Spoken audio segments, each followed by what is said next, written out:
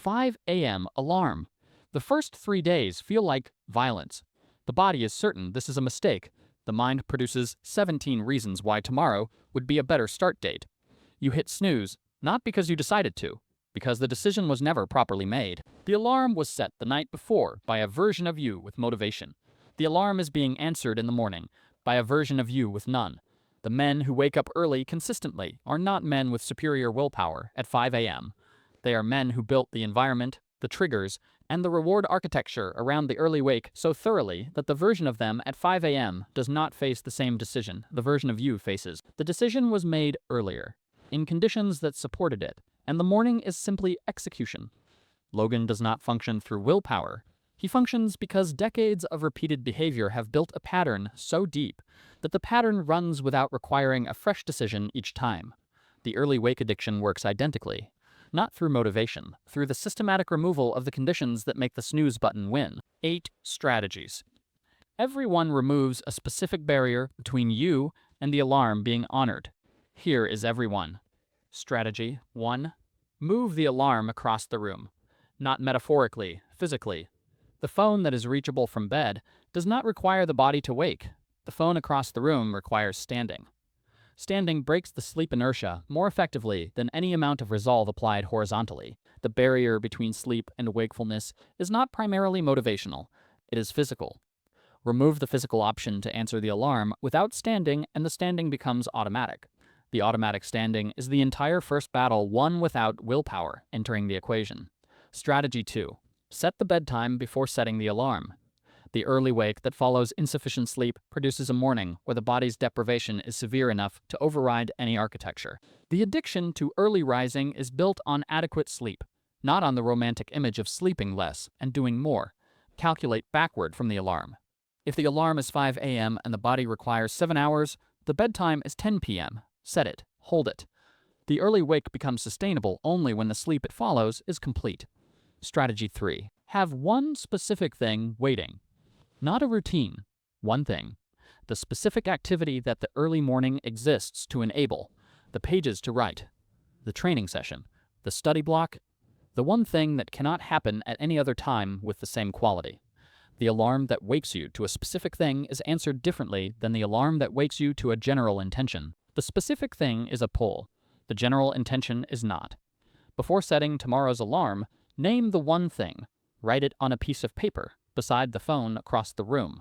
Waking to a named, specific pull is categorically different from waking to the idea of being someone who wakes up early. Strategy 4. Build the first 5 minutes into an automatic sequence, not a full morning routine. 5 minutes. The specific actions that happen immediately after standing, water, window, shoes on, the automaticity of the first 5 minutes removes the decision-making period where the tired brain can negotiate its way back to bed. The sequence fires before the negotiation starts. By the time the negotiation would have occurred, the body is upright, hydrated, and at the window with shoes on. The moment for returning to bed has passed without being encountered. Stay with strategies 5 through 8. The first 4 remove the physical barriers. What comes next builds the neurochemical reward that makes the early wake something the brain seeks, and strategy 7 is the one that converts the early wake from a disciplined practice into an actual addiction within 3 weeks. Strategy 5. Protect the early hour from reactive input. No phone, no news, no messages. The specific quality that makes early rising worth the cost. The cognitive freshness, the absence of the day's demands, the protected window before the world arrives, is entirely destroyed by checking anything reactive within the first hour. The early wake that begins with the phone screen delivers the same fragmented attention as a midday session. The early wake that begins with the one specific thing delivers a qualitatively different cognitive state. Protect the hour. The cognitive difference between a protected early hour and a reactive early hour is the entire reason the early wake is worth building. Strategy 6. Mark every successful early wake in writing. A date, a check, a line, physical, visible, accumulating. The mark serves the same function it serves in every other discipline practice. It makes the pattern visible to the brain and gives the brain a pattern to protect. After 14 consecutive marks, missing one produces a specific discomfort that the streak is broken. That discomfort, the aversion to breaking what has been built, is the beginning of the addiction. Logan did not function through enthusiasm. He functioned because the pattern was so established that interrupting it produced more friction than continuing it. 14 marks is the beginning of the same friction differential.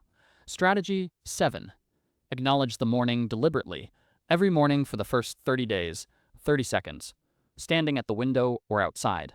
A brief, conscious recognition that the alarm was answered and the morning is now available, and something is about to happen that would not have happened from bed. Not celebration, acknowledgement. The neurochemical signal that builds the addiction is not fired by the waking itself. It is fired by the conscious completion of the transition from sleep to presence. 30 seconds of deliberate acknowledgement fires the signal. The signal, fired reliably for 30 days, builds the association. The association established becomes the pull that wakes you before the alarm needs to. Strategy 8. Shift the identity statement from "I'm trying to wake up early" to "I wake up early." Not aspirational, descriptive. The identity statement is not affirmation. It is the brain's operating instruction about what the self does. Every successful early wake reinforces the descriptive identity. Every time the identity is stated after a successful wake, the reinforcement compounds. After 30 days of early wakes, described as normal rather than effortful, the brain treats the early wake as identity-consistent behavior, as something the self does, rather than as a daily exception to the default. The default shifts. The exception becomes the effort. Not waking early starts to feel like the discipline rather than waking early. You came into this expecting 8 tips for forcing yourself to wake up earlier. Better alarm settings. More aggressive accountability. Sharper willpower applied at 5 a.m. to the same fight you have been losing since the first alarm was set. Every strategy on this list removes a condition that the snooze button requires to win.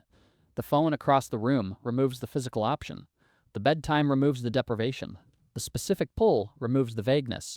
The 5-minute sequence removes the negotiation window. The protected hour removes the reason to stay. The streak removes the friction-free exit. The acknowledgement fires the reward. The identity statement shifts the default. 8 removals and installations. The willpower becomes irrelevant because the architecture no longer presents a genuine choice. The alarm is answered because the conditions that allowed it not to be answered have been systematically eliminated. That is how the addiction is built. Not through wanting it more, through designing it in. Tonight, 3 strategies. The 3 that address the specific conditions in your current morning architecture, where the snooze button has been winning most consistently. Move the phone across the room before sleep tonight. Name the one specific thing that tomorrow's early morning exists to enable and write it on a piece of paper beside the phone. Set the bedtime alarm, not the wake alarm, the sleep alarm, for the time that produces enough sleep before the wake time you are committing to. Those 3 changes, made tonight, present a different morning to the version of you that the alarm will face tomorrow. Not a different version of you, a different morning. The architecture does the work. The version of you at 5 a.m. just executes what tonight's version already decided. Logan's consistency was not built from superior morning motivation. It was built from a pattern repeated enough times that the pattern became the default and the deviation became the effort. 30 mornings, 8 strategies. The addiction is not in the waking. It is in the architecture that makes the waking automatic and makes the not waking feel wrong. The early wake addiction is not built by wanting to wake up early. It is built by designing conditions where not waking up early becomes harder than waking up. Design those conditions. The alarm starts winning tonight. 3 strategies. Tonight, the phone moved, the one thing named, the bedtime set. Tomorrow's 5 a.m. is a different environment than today's. Different environments produce different behavior. That is not inspiration, that is architecture. And architecture. An architecture, unlike motivation, does not expire by Thursday. One question. Which of the 8 strategies, name the number, is the one that would most directly change what happens when your alarm goes off tomorrow morning? Drop it in the comments. Install it tonight, not next week. Tonight before this video closes, and the architecture stays unchanged. If this reframed the early wake from a willpower contest to an architecture problem, subscribe. More of this. The alarm starts winning when the architecture is right.